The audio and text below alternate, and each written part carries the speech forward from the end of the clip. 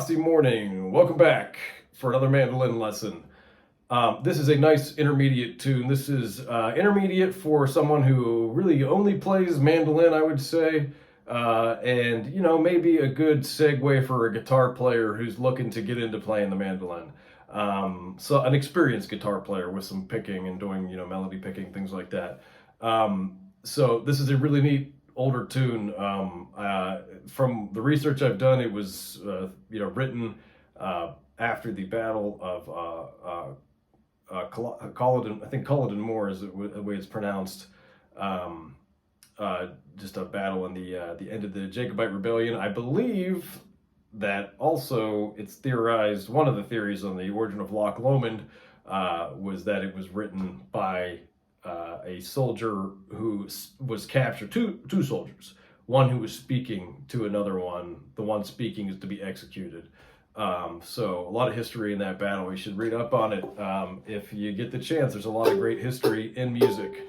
So this version of this song, it might be a little different than some you've seen. I've kind of looked around a lot of different ones to kind of come up with my own arrangement.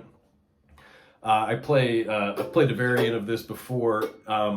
I see some that are only like 3 chords. Some are only 2.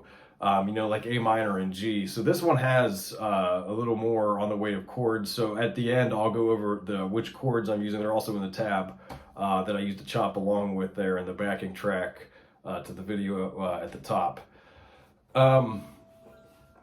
So if you look in the video description, you'll see a link to my tab. Tabs and lessons are always free. We have now mandolin, clawhammer banjo, flat picking guitar. I got stuff I'm working on all the time. I've got a guitar and a banjo in the hopper right now, and some more mandolin on the way. So always free to you. There is a link to a tip jar should you feel so inclined, but that's not what's important. What's important is picking some better tunes.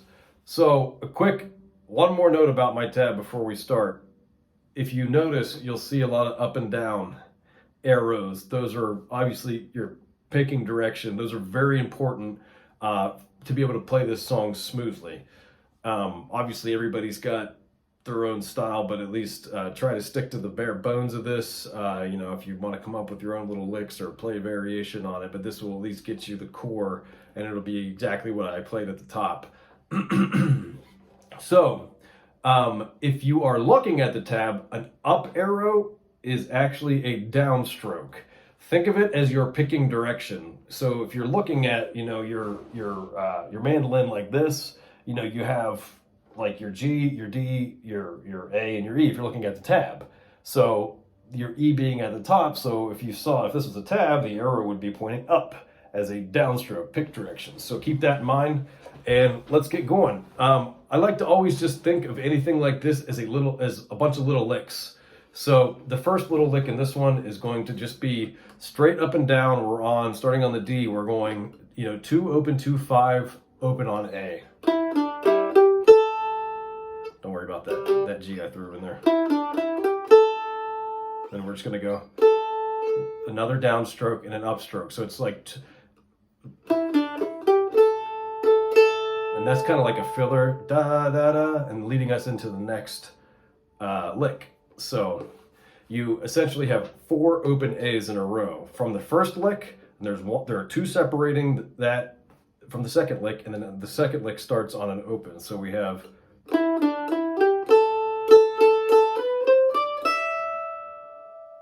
okay, that's the second lick, just real easy stuff. That's up and down. The first lick's up and down. The only time you have that repetition is when you ride those. So the first lick.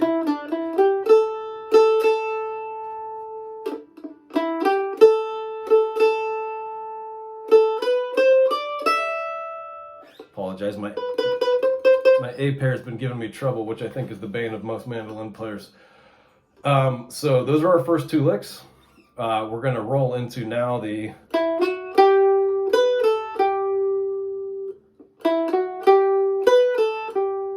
so again, that's where you have 2 downstrokes in a row. 1 2 down, down, up, down. Okay. Oops. And that's actually 3 downstrokes in a row. Then we have, now we're on the first line of tab, we're at the second A minor. So let's start off here. This is very repetitive. You know, it's almost note for note the opening lick. So let's start from the, let's take from the top here. So we're,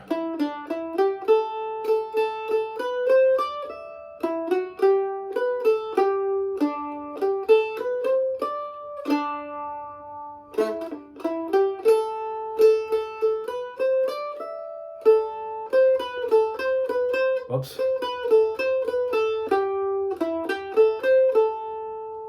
So we had a few notes in there that kind of hang that I add. It may be the banjo player in me. You know, I try to play fiddle very badly, but you know, I came from a lot of old time influence whenever I was really, you know, cutting my teeth as a musician, and so a lot of that music is always moving. The fiddle's always shuffling. The banjo's always moving. So after the G on the first line of tabs, so you know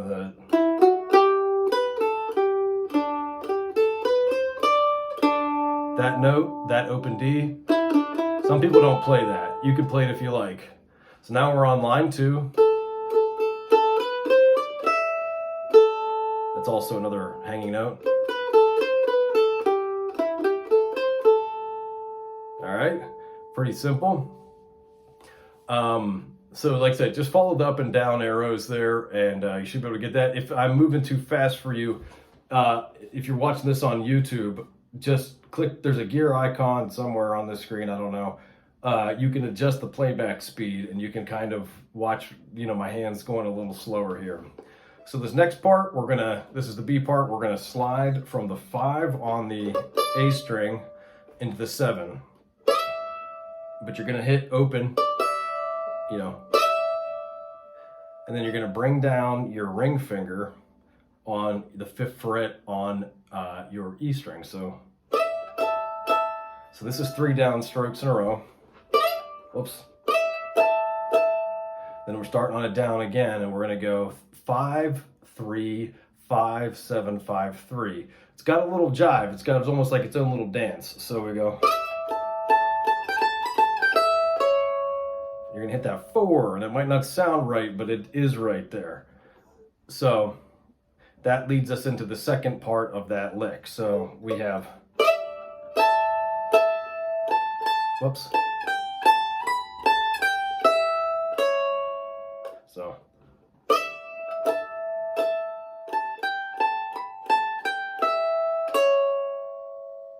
open, E,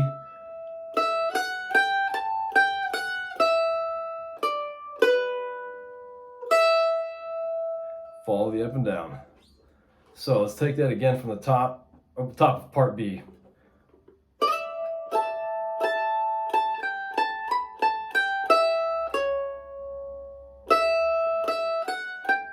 Whoops.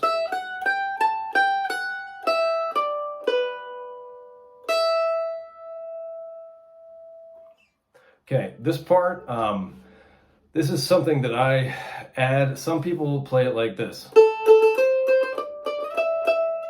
So what I've added is the 2 strings open together. So the A minor is where you're going, it's just down, down, up. That first one's down, down, up. The other ones are up and down. So you go.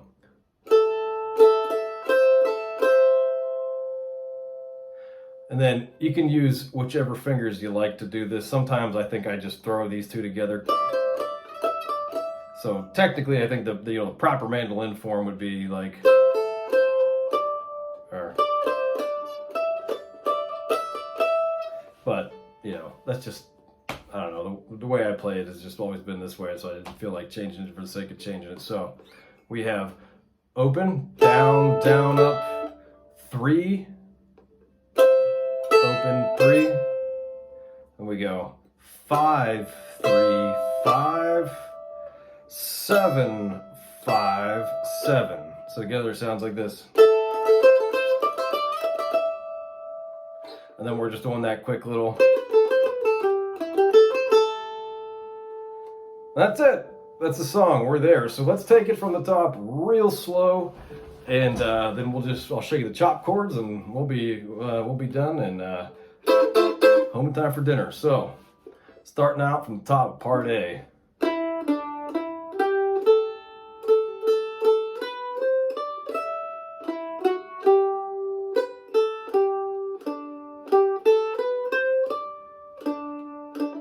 Whoops, all again.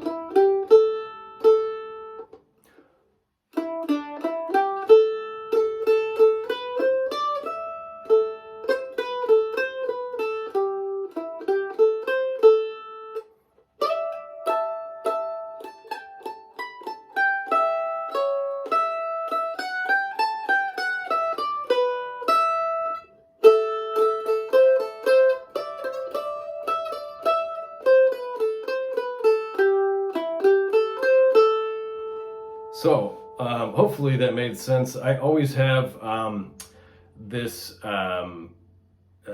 this habit of whenever I go to play something slow, I screw it up. I'm just so used to playing fast. So the chords that I'm using in the backing on that they're listed at the bottom of the tab, but they're just chop chords. So it always drives me nuts whenever you try to look at a book of mandolin chords and they never friggin' include chop chords. So here we are, we have an A minor. Like I said, this is in the bottom of the tab. So I'm just going, and then we have the full G. And that's all that the part A is A minor and G. So then whenever you go to the part B, you actually have an A major. So that's, and then your G, and then A minor, C, D. You're just, that C position is going to move straight up. And then you can take that up to the E if you like, or you can play an E like this. It's listed in the tab there. If I'm moving a little quick, I like to keep these videos under 15 minutes if I can. So A major. No.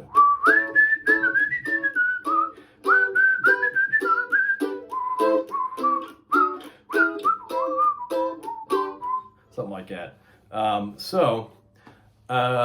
Yeah, that's all there is to it. Give this one a shot. And like I said, always free. Subscribe if you like more stuff. I don't do Patreon. I don't do anything like that. But if you felt that this helped you at all, feel free to throw a guy a tip. I think to date I've gotten one tip. So I like these to be free. I like to spread the word there. You know, if you like this content, just give it a subscribe. It helps it be more visible for other people as well. But until then, thanks for watching.